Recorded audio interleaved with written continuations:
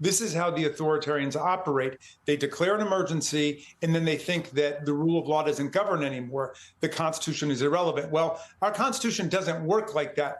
We've got the Fourth Amendment for regular times and for emergency times. We've got the Fifth Amendment for regular and emergency times. We got the First Amendment, the Second Amendment, the Sixth Amendment. But who's going to force them to follow them, Congressman? You know, we have the amendments are lovely. I like them too. But who, you know, when you're talking about we have these things for emergency times, if President Trump and his administration don't care, if Republican members of Congress are not going to step up and try to stop him, if the courts take so long for these things to happen and they get to the Supreme Court where he threw 3 people on there, who is going to make him actually do it?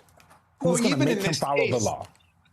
But even here, there was a local judge, a Superior Court judge, who explained how the statute actually operates, and they backed off. So they don't claim to be running the police department exactly anymore. I mean, again, as in everything else in Trump world, it's ambiguous and fuzzy, but they backed off the idea that they could just take over the police department. And I think what we've seen is, you know, more than 350 cases being brought against this reign of lawlessness. And we have preliminary injunctions and temporary restraining orders in more than 200 of them. So the justice system is working at that level. The problem is by the time it gets to the Supreme Court, that's where they start slicing the bologna extremely fine to try to determine things in Donald Trump's favor. But meantime, the district courts and most of the appeals courts are really hanging tough for the Constitution as it's actually written. Well, while they are hanging tough for the Constitution, Republicans are hanging tough for Donald Trump, which is interesting to me, given that in the past, they have been suspicious of federalization of the National Guard, specifically Kristi Noem. Just take a look at all of these tweets from February of 2024. If Joe Biden federalizes the National Guard, that would be a direct attack on states' rights. January 2024, it would be unprecedented for Joe Biden to federalize the Texas National Guard. February of 2024, Democrats are encouraging Biden to federalize the National Guard, to take that power away from the states.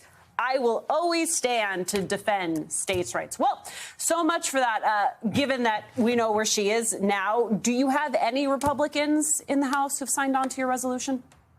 Not as of yet. Of course, we're not back yet, and so we haven't had a chance to have really intense conversations, and we're going to pursue it. And remember, there are some Republicans who've begun to break from Trump orthodoxy on different issues, most notably with respect to the Epstein files, since he pulled a U-turn on that. But we've also seen like Congressman Massey from Kentucky, who has strong libertarian leanings, siding with the Democrats on behalf of the Bill of Rights. But your point is right. I mean, imagine if Joe Biden had sued ABC or CBS or NBC for $20 billion and then used the FCC to effectuate a shakedown against a particular news media entity in order to fill his pockets. The Republicans would be outraged by it.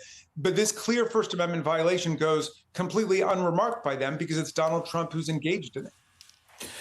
Yeah, I hear a lot of this, Congressman. But here's the thing I think that really kind of concerns folks, and it really touches on this idea that who's going to actually stand for the people of D.C. right now? You're doing your fight as a Maryland representative. You know, the mayor is trying to navigate the waters very carefully. We haven't really heard from the delegate. But you haven't heard from a lot of the officials in this town. You have a lot of Washingtonians in barbershops and in parts of this town that a whole lot of members of Congress never venture into because they don't know jack about D.C. All they know is what's on that building behind Alicia. They don't know about the neighborhoods. They don't know about the men and women who raise families here and build community. And yes, it like any city at periods of time have trouble with crime. But they've managed that as a community, and the leadership has stood up. Home rule was put in place in '73 to allow this city and its residents to govern itself. And yet you have people in that building behind Alicia in the Congress who come to this city and think that they can just pity-pat it all over the place. So what are Washingtonians to expect? Who's going to be their voice right now against this jackbooted thuggery by a president who doesn't give a damn about Washingtonians? He's just trying to avoid more conversation about Mr. Epstein, because that's what this is about. I mean, I think Lord Byron said, he who would be free must themselves strike the first blow. And I think it is people in Washington who've been assembling in rallies and pickets. There's a free DC movement. There have, of course, been people fighting for DC statehood for a long time, but they've got allies. They've got allies, as you're saying, Michael, in Maryland and in Virginia. Don Byer's been very strong. Senator Van Hollen has been very strong. Senator Also Brooks, who I think was born in D.C., she's been very strong as well. And I think that the whole region understands that oppression of people in Washington hurts everybody who lives in our region. And I know a lot of my constituents in Maryland's 8th feel very strongly about the issue. We don't want to see people's rights being trampled there. And of course, if they set up ICE checkpoints around the city, it means all of my constituents who are traveling into Washington are going to get stopped there. So everybody's constitutional rights are being affected by this, absurd reign. I mean, if you've talked to Mayor Bowser about it,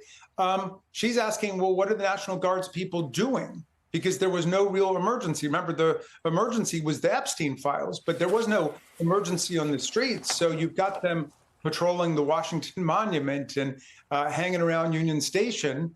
And all that's fine. But look, if you really want to deal with crime in America, in the big cities and the small towns and the suburbs, because crime exists everywhere, then you've got to listen to the local leaders and ask what's needed. So if you ask the people in D.C., they'll say, give us the $1 billion that's been effectively impounded by Donald Trump and by the Republicans. They want to spend that on police salaries and on law enforcement and on public education. If you listen to local leaders around the country, give us the means to have effective gun control so we can have universal violent criminal background checks around America. That would be far more meaningful than sending National Guardsmen from Mississippi to the District of Columbia to hang around Union Station or, washing off graffiti.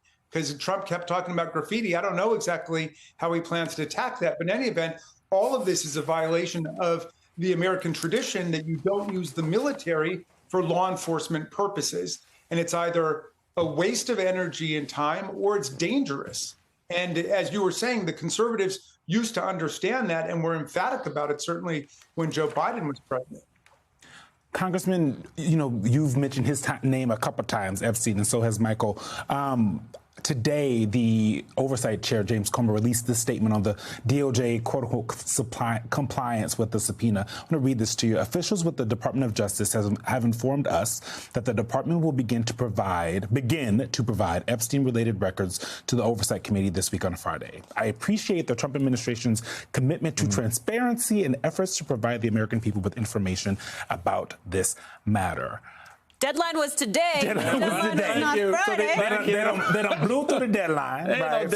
So they didn't. That commitment to transparency has already been blown through. But also begin to, what should the American people take from that statement? When should they expect to actually see things? What should they expect to see? Well, what we should expect to see is a complete release of the files. I think what we can expect. Do you believe that's going to happen? Well, I think if Congress passes the bipartisan resolution, the Kana-Massey resolution, and we demand it and we enforce it, then yes, we will see it. But if we allow them to stage manage and choreograph this thing like a new Kennedy Center musical performance by Donald Trump and his family, then we're going to have a problem because they're going to show us exactly what they want us to see, and we'll get dribs and drabs and bits and pieces. And, Americans can smell a cover up. And we know everything that happened with Ghislaine Maxwell was, oh, my God, she's being subpoenaed by the Oversight Committee. Let's quickly get to her as fast as possible with Donald Trump's former personal criminal defense lawyer, who then spent hours with her. And then without any other line attorneys with him, any of the people who actually worked on the case. And then he pronounced himself satisfied with her answers. And what do you know? She gets this sweetheart transfer to a minimum security facility in Texas that's considered a club fed, where sex offenders aren't even allowed to be admitted there. And she was able to accomplish that in a couple of days. Usually it takes months and months to go through a whole multi-level process before you're transferred. So already this thing smells like a very intense cover-up.